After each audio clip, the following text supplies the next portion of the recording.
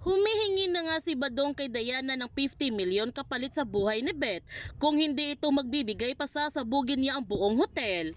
Kaya agad na nga nagtungo si Diana sa hotel na dala niya ang pera.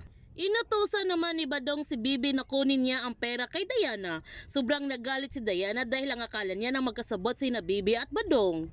Nagtagumpay sina Jonas na pasukin ang hotel at nagkaroon nga ng matinding bakbakan sa bawat kampo.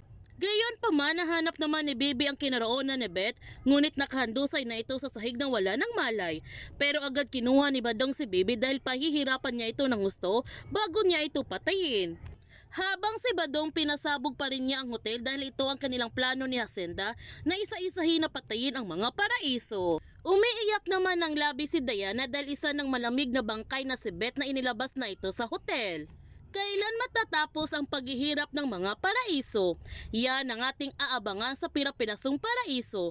Kung bago ka pa channel ko, don't forget to like, subscribe, and click notification bell para palagi kang updated sa mga videos in-upload ko. Thank you for watching and God bless to everyone!